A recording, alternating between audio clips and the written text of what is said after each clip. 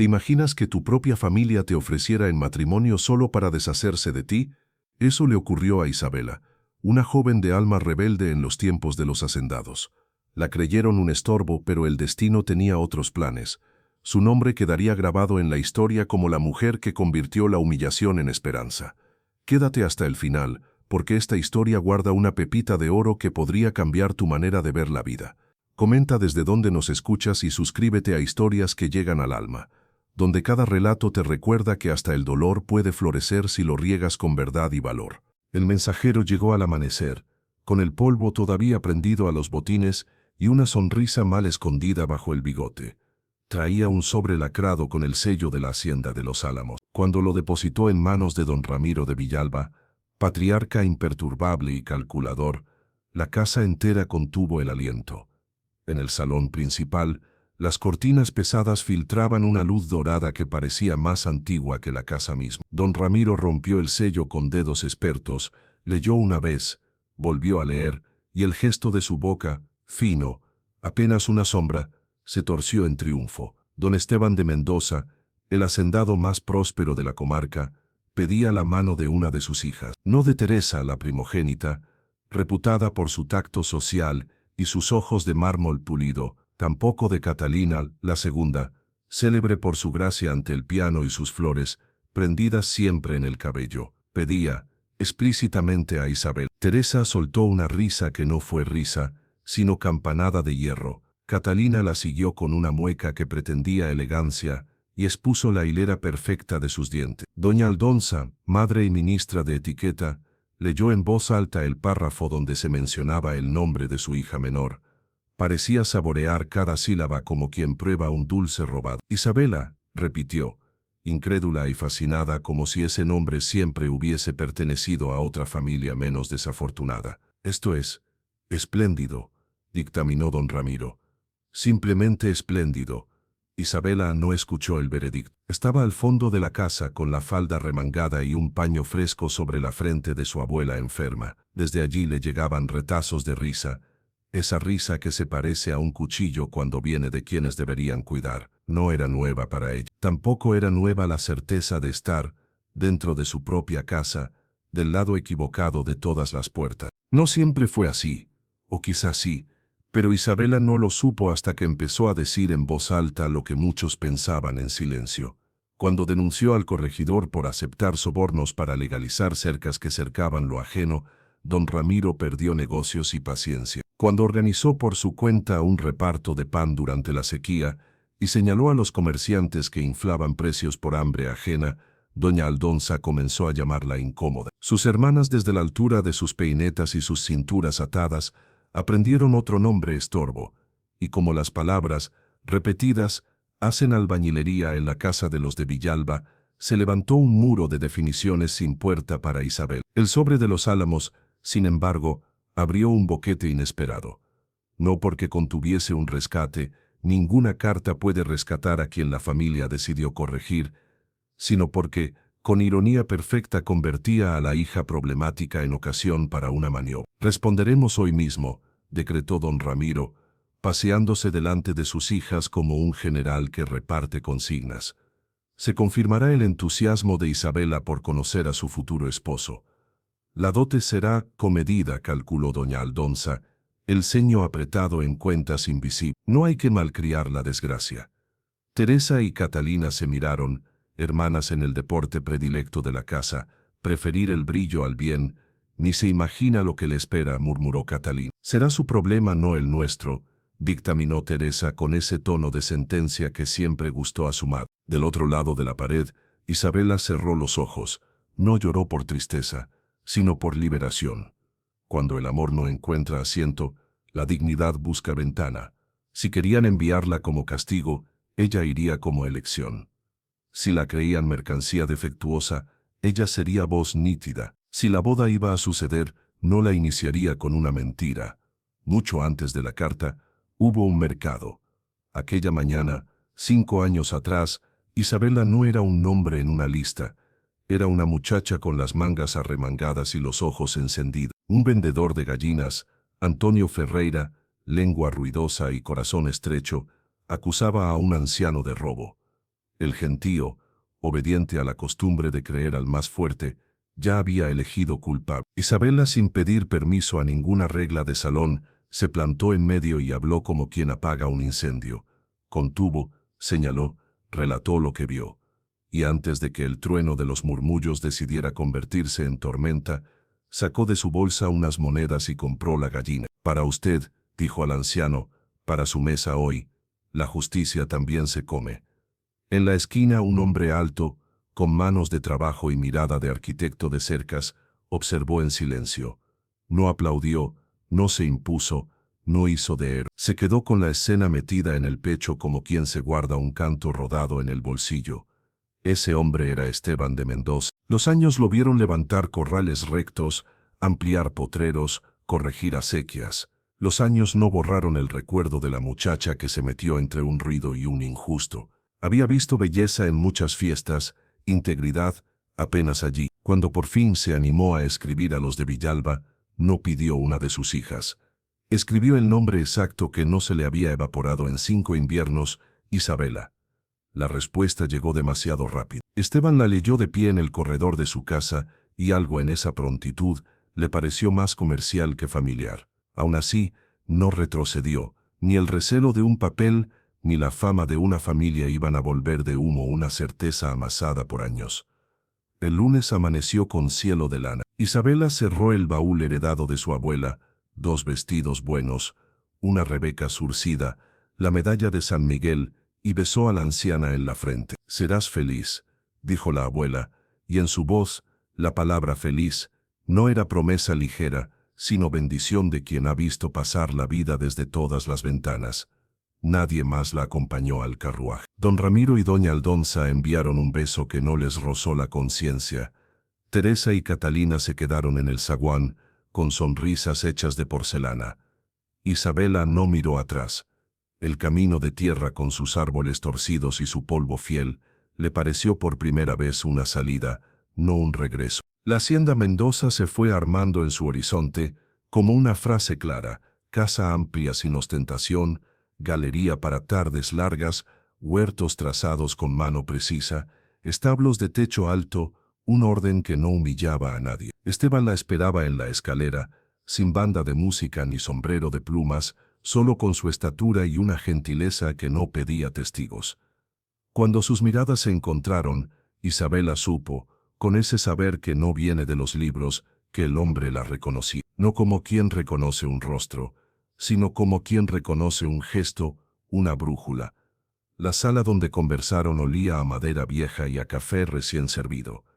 Esteban hablaba sin adornos, Isabela escuchaba sin miedo. «¿Por qué a mí?», preguntó ella, sin juego social, con la franqueza que tantas veces le costó castigos. Esteban sostuvo la pregunta como se sostiene a un potro asustado, sin violencia, con firmeza. «Porque la vi», dijo, «porque vi lo que hizo cuando nadie la nombra. Porque he necesitado, desde entonces, una compañera que entienda que el bien no es una ocurrencia, es un trabajo». Isabela, que había planeado decir que su familia la enviaba para quitársela de encima, lo dijo igual. A Esteban no pareció sorprenderle. «Lo intuí», respondió, y añadió lo que la casa de Villalba habría llamado disparate, pero que en esa sala se oía como una puerta abrirse: «Quédese unas semanas. Conozcámonos sin prisa. Si no quiere casarse conmigo, la ayudaré a encontrar su lugar, sin deudas ni condiciones». En el patio el viento levantó un poco de polvo, como si la tierra quisiera asentir. Empezaron por la acequia. Isabela ya venía con agua en la cabeza, sabía lo que la sequía hace al pan. Propuso aljibes escalonados, un sistema de remanso y reparto. Esteban dibujó con el dedo en el aire, entendió el mapa nuevo, sonrió como quien encuentra una veta. Siguieron por el corral. Ella habló de turnos más humanos, de un dispensario sencillo. Él habló de una escuela para hijos de peones y de libros, no de adorno en un anaquel. Cada tarde, al volver de recorrer, se sentaban en la galería a mirar la luz final en los alambrados. No eran las miradas lo que los unía, aunque hubo miradas largas, ni los silencios, aunque hubo silencios cómodos. Los iba trenzando una obediencia común a la misma brújula. Una noche de luna limpia, Esteban, que era hombre de esperar a que madure la fruta, dejó de esperar. Me estoy enamorando de usted, dijo. No de la idea que me acompañó 5 años, sino de usted, que corrige mis cercas, me contradice los horarios y me pone una palabra más justa cuando me falta. Isabela no tuvo que buscar su respuesta. Yo también, dijo sin metáfora. Yo también. La boda fue sencilla y luminosa. No hubo madre de encaje, ni padre de bastón en los primeros bancos. Hubo peones con sus mejores camisas, mujeres con mantillas guardadas para Navidad, niños con zapatos nuevos, y una iglesia que por un rato se volvió un pan compartido. Isabela quemó con una paz asombrosa la carta fría de felicitaciones que llegó de Villalba. Ese fuego pequeño le calentó más las manos que 20 inviernos en aquella casa. Los meses se abrieron como surcos bien trazados. La escuela en un galpón viejo, el dispensario con una curandera y un practicante, los aljibes escalonados que salvaron al ganado en la primera sequía grande. Isabela aprendió libros que le habían negado y descubrió que su inteligencia no era accidente, era herramienta. Esteban aprendió a medir su generosidad sin quitar autoridad y recordó, con ella, que mandar no es mandar, es servir primero. Las noticias vuelan, sobre todo las que llegan cargadas de ironía. Los de Villalba supieron que la hija problemática se había casado por amor y que la hacienda de Mendoza, lejos de haber sido tomada por una revolución doméstica, florecía con una nueva forma de orden. Doña Aldonza inventó un relato para las visitas. Siempre vimos la fibra de Isabela, solo necesitaba encauzarse. Teresa y Catalina practicaron una sonrisa nueva, la que se usa cuando hay que visitar a quien prosperó. Don Ramiro rumiaba otra clase de cuentas. El corregidor había caído por corrupción, y con él las tramas que nutrían la fortuna de la casa. Llegó, por fin, el carruaje de Villalba a Los Álamos. Bajó don Ramiro con el sombrero en la mano y un gesto que no supo si llamarse humildad o necesidad.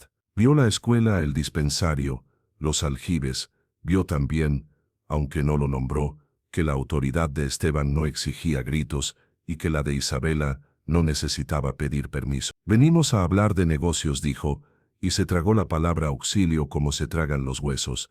Explicó pesquisas, embargos inminentes, malentendidos jurídicos. Insinuó que por el bien de la familia Isabela podría pedir a su esposo un préstamo, una intercesión, una mano salvadora. Isabela lo escuchó sin interrumpir. Había aprendido, a fuerza de años, que la rabia es peor consejera que el hambre. Padre, dijo, y la palabra padre no tembló. Me enviaron como castigo y fue mi bendición. Me llamaron problema cuando solo señalé el robo. Hoy me piden que cubra con dinero lo que era decencia. No lo haré. Esteban no habló. Le puso una mano en la espalda, leve. La clase de gesto que dice estoy mejor que cualquier discurso. Don Ramiro vomitó la vieja frase, después de todo lo que hicimos por ti. Isabela no se defendió con inventarios, no hacía falta. Hicieron lo que manda la ley. Yo hice lo que manda la conciencia. No confunda.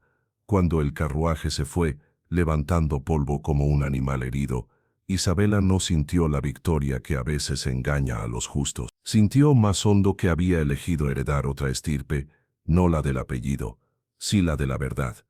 Los días siguientes volvieron a su pulso. En el patio de la escuela los niños gritaban maestra a una joven que ayer ordeñaba y hoy leía.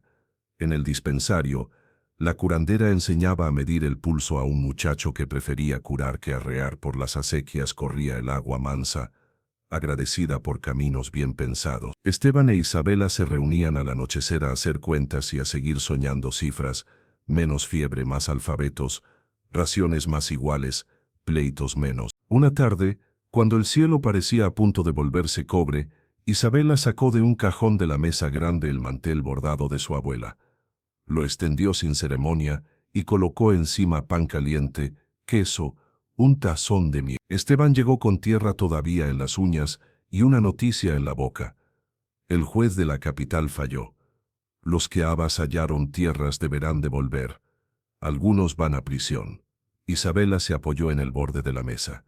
No sonrió por la desgracia ajena, sonrió por la restauración. No era venganza, dijo despacio. Era equilibrio, y el equilibrio nos deja las manos libres para trabajar, respondió Esteban, cortando el pan. A veces, por las noches, hablaban de los hijos como se habla de la lluvia, con esperanza y sin calendario. Otras, salían a la galería y se dejaban mecer por una canción vieja que la abuela de Isabela cantaba para espantar el miedo. La casa respiraba distinto desde que Isabela la habitaba, con su modo de poner las cosas donde deben estar, las herramientas en su clavo, las palabras en su sitio, las personas en su dignidad. No todo fue fácil. Hubo un incendio en el galpón de maquinaria y perdieron cosecha. Hubo un brote de fiebre que puso al límite el dispensario. Hubo un capataz viejo que no quería perder sus maneras y hubo que despedirlo con pena y firmeza. Hubo noches de cansancio con lágrimas por dentro, pero la brújula no se les movió. Y si alguna vez tembló, se la ajustaron el uno al otro como quien aprieta un botón en el abrigo del compañero antes de salir al frío. Los de Villalba se empequeñecieron en sus muros. Teresa se casó con un abogado que hablaba bonito de conveniencia, Catalina con un comerciante que sabía fingir admiración. Doña Aldonza aprendió a dolerse del hígado. Don Ramiro dejó de calcular a largo plazo y contó monedas. Nadie en la casa nombró a Isabela, no por olvido, sino por no concederle triunfo.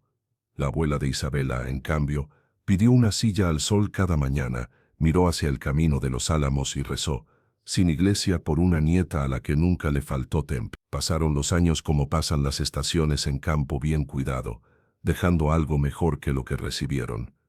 La escuela de los álamos se volvió referencia, y de otras haciendas venían a aprender el truco simple de respetar al peón y exigirle bien. El dispensario enseñó a las madres a medir la fiebre y a los padres a no temer la vacuna.